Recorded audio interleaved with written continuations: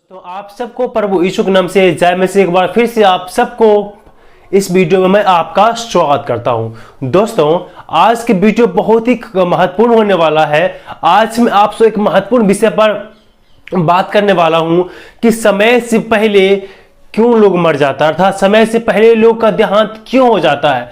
आप जब देखते होंगे किसी व्यक्ति को 120 वर्ष तक जिंदा रहता है, किसी को आप देखते होंगे 100 वर्ष तक जिंदा रहता है, कोई व्यक्ति देखते होंगे 110 साल में उसका मृत्यु हुआ, आप किसी को देखते हैं 60 साल में मर जाता है। तो इसका क्या कारण है कि लोग अलग अलग उम्र में लोग मर जाते हैं या समय से पहले लोगों का मृत्यु हो जाता है। तो इसका क्या मतलब है, इन्हीं विषय पर आज मैं आपसे बात करने वाला हूं। बाइबल के द्वारा मैं आपसे बात करने वाला हूं। दोस्तों अलग अलग समय में जो लोग मरते हैं वो अलग अलग समय से पहले की जो मौत के जो रहस्य है उनका अलग अलग कारण है।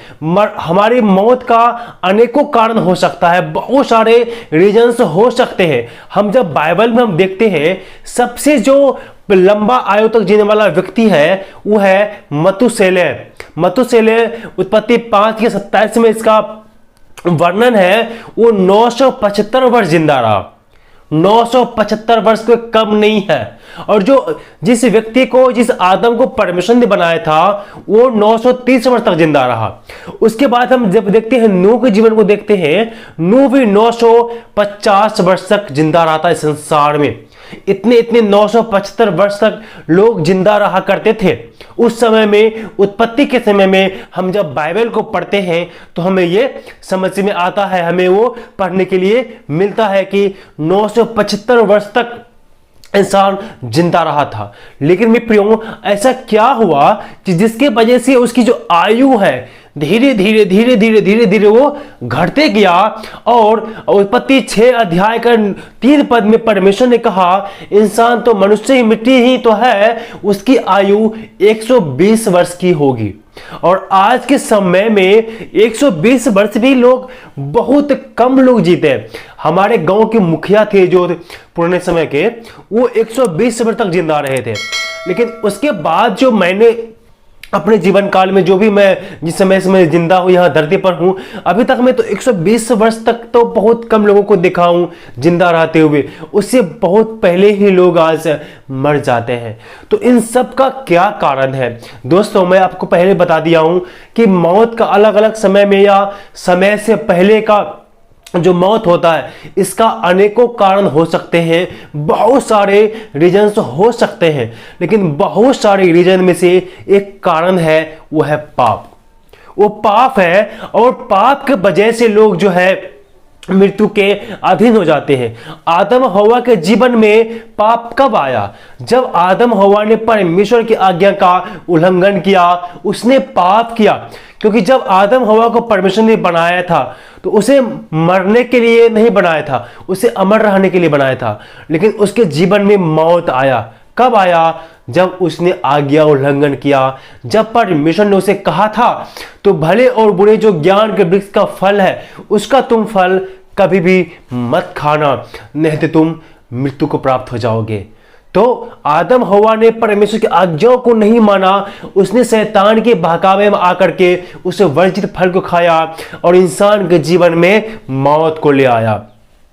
तो ये तो आप समझ गए कि इंसान के जीवन में मौत क्यों आया, तो पाप करने के कारण से, पाप करने के वजह से इंसान के जीवन में मौत आया।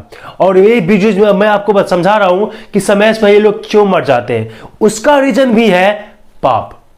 अनेक रीजन हो सकता है लेकिन बाइबल के आधार पर मैं एक रीजन में आपको साथ में मैं समझने का प्रयास करूंगा, वो है पाप। अब पाप भी बहुत रंग के होता है।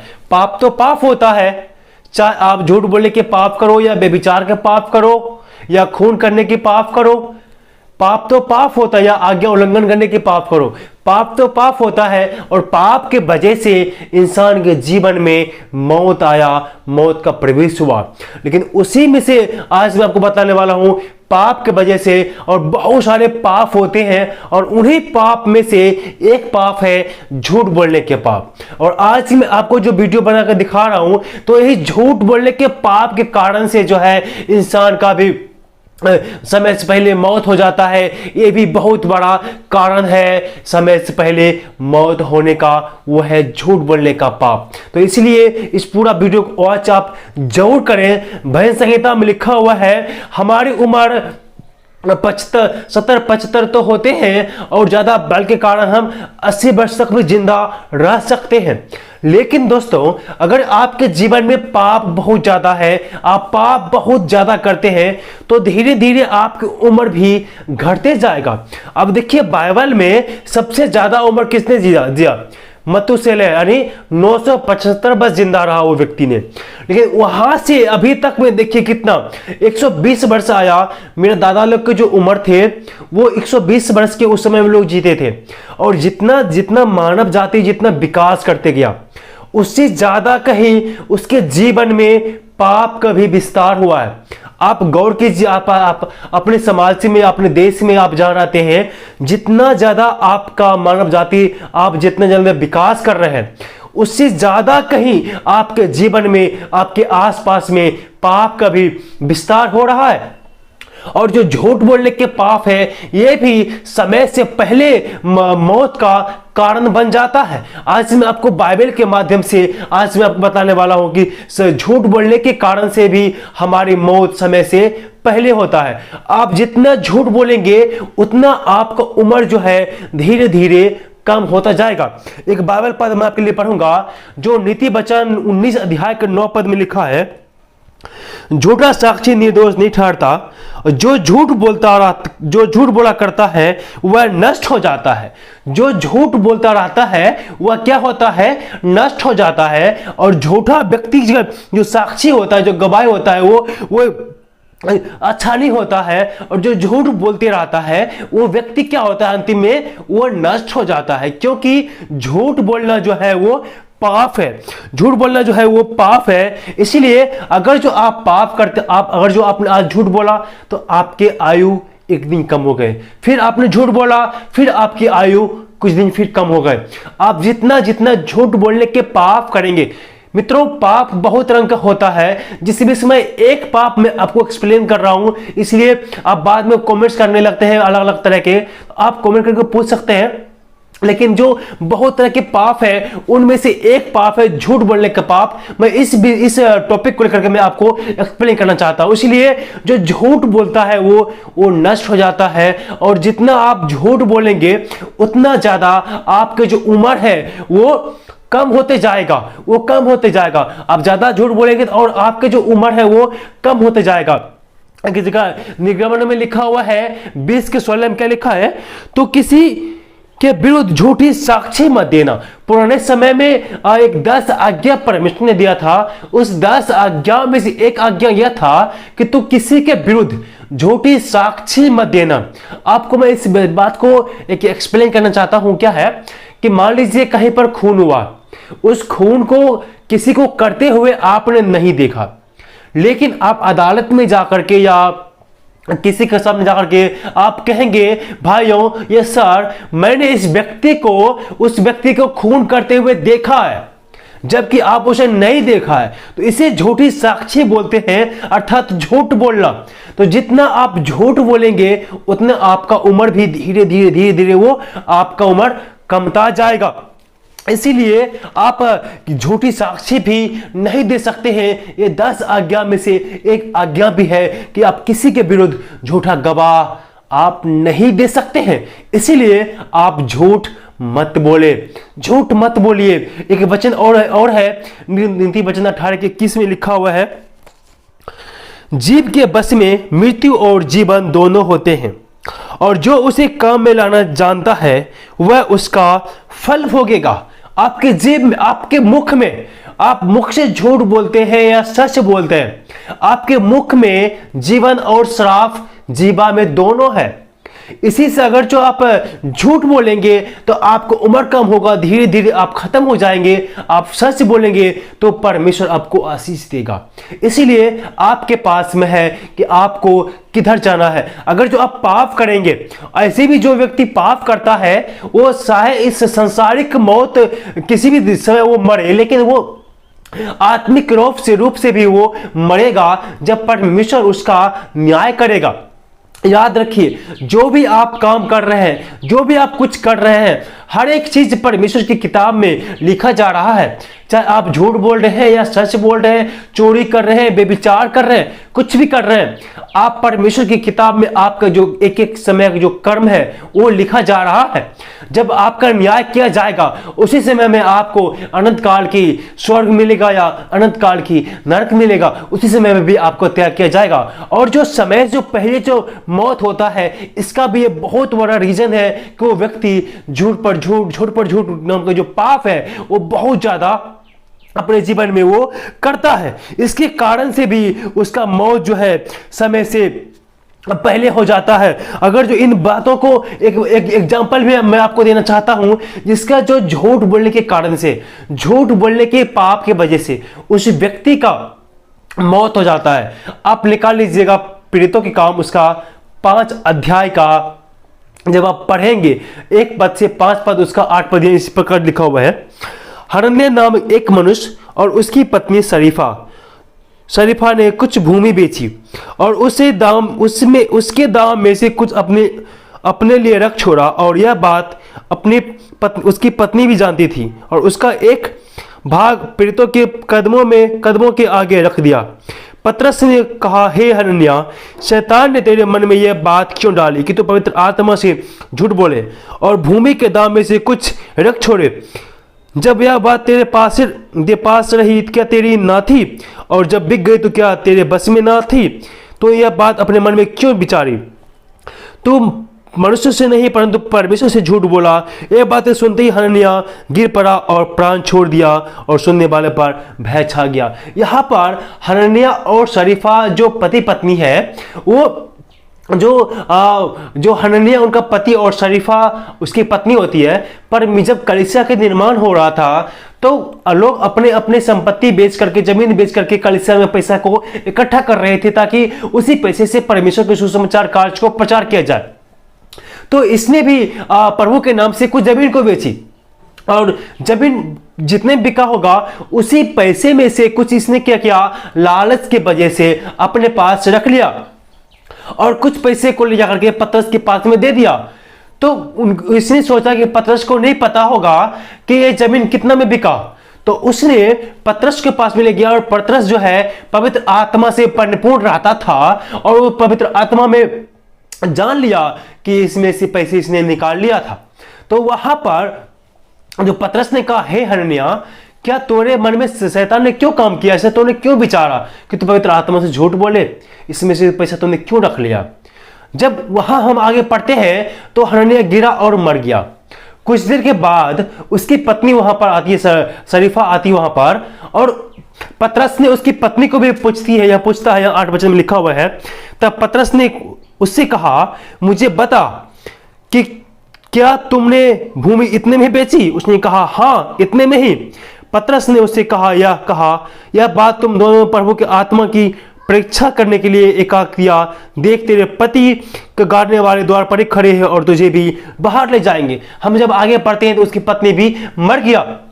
जब पतरस ने उससे पूछा था, उसकी पत्नी से, बोल शरीफा कि जमीन कितने में बिका था? तो उसने कहा, हाँ, इतने बिका था। वहां की पत्नी शरीफा को अब समय था अपने आप को सच्चाई बताने का, उसे मौका मिला था कि मैं पतरस को साफ साफ बोल दूं, मैं इसी जमीन के पैसे में से कुछ मैं अपने लिए रख लिया हूं, लेकिन उसने समय रहते हुए सच नहीं बोला, इसीलिए उसकी पत्नी भी वहां मर गया। तो झूठ बोलने के कारण से समय से पहले वो मर गया। शायद उसका उम्र 80 वर्ष हो सकता था या 90 वर्ष हो सकता था, लेकिन वहां पर उसने क्या किया, पवित्र आत्मा से झूठ बोला। उसने पतरस को के सामने झूठ बोला। तो झूठ बोलने के कारण से ये पति पत्नी दोनों का देहांत हो जाता है, दोनों मर जाता है।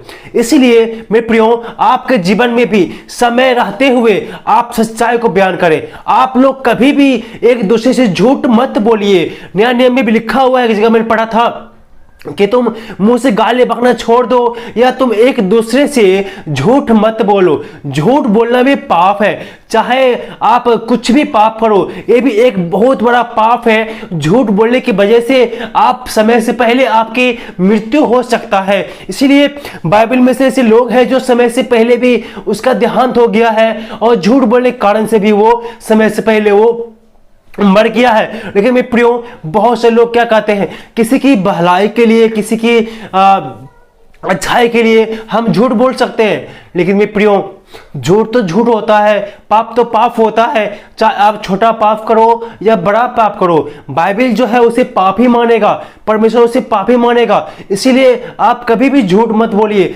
परमेश्वर आपको हमेशा मौका देना चाहता है, हमेशा मौका देता है सच बोलने का। इसलिए जब भी आप बोले, आप सच बोले। आप जितना झूठ बोलेंगे उतना आपके जीवन से आपके जो उम्र है वो कम होते जाएगा और अंत में आप जो है नष्ट हो जाओगे, आप जो है मृत्यु के प्राप्त हो जाओगे, आप समय से पहले आप मर जाओगे। इस संसार में आज बाइबल बतलाता है हर एक इंसान पापी है। लेकिन मैं प्रियो, जो पाप करते हैं ना, वो पाप की मजदूरी मौत है, वो व्यक्ति मर जाता है। इसीलिए आप झूठ बोलने के पाप कभी भी मत कीजिए, नहीं तो अगला समय से पहले आपका भी देहांत हो सकता है। इसीलिए आप कभी भी झूठ मत बोलिए। लेकिन मेरे प्रियो, बहुत लोग कहते हैं कि हमें किसी की भलाई के लिए झूठ बोलना चाहिए। हम हमारे झूठ से किसी की भलाई हो रहा है, किसी की उन्नति हो रहा है, तो वो पाप नहीं है। लेकिन मेरे प्रियो, एक वचन में आपके सामने पढ़ना चाहता हूं जो यूहन्ना की इंजील उसका 8 अध्याय की 44 में लिखा हुआ है। तुम अपने पिता शैतान से हो और अपने पिता की लालसाओं को पूरा करना चाहते हो। वह तो आरंभ से हत्यारा है और सत्य पर स्थिर न रहा, क्योंकि सत्य उसमें है ही नहीं। जब वह झूठ बोलता तो अपने स्वभाव से ही बोलता, क्योंकि वह झूठा है, वरन झूठ का पिता है। इसीलिए झूठ बोलने का काम वो शैतान का है, झूठ बोलने का काम वो शैतान का है। इसीलिए आप झूठ मत बोले। झूठ बोलना सबसे बड़ा गुनाह है, सबसे बड़ा पाप है। इसलिए झूठ बोलने के पाप भी, एक पाप भी समय से पहले इंसान को देहांत करने में, इंसान को मारने में अहम भूमिका निभाता है। मैंने आपको पहले ही बता दिया था, समय से पहले मरने का, समय से पहले लोग मर जाते हैं, इसका अनेकों कारण हो सकते हैं। उनमें से एक कारण था झूठ बोलने का पाप। यह पाप भी समय से पहले के मरने में बहुत बड़ा योगदान रखता है। इसलिए आप कभी भी झूठ न बोले, हमेशा सच बोले। और प्रभु यीशु मसीह आपको हमेशा सच बोलने के लिए सिखाते हैं। लेकिन मैं प्रियो, अगर जो आप अभी तक झूठ बोलते आए हैं, अभी तक आपने झूठ बोला है, लेकिन आपके पास में एक मौका है।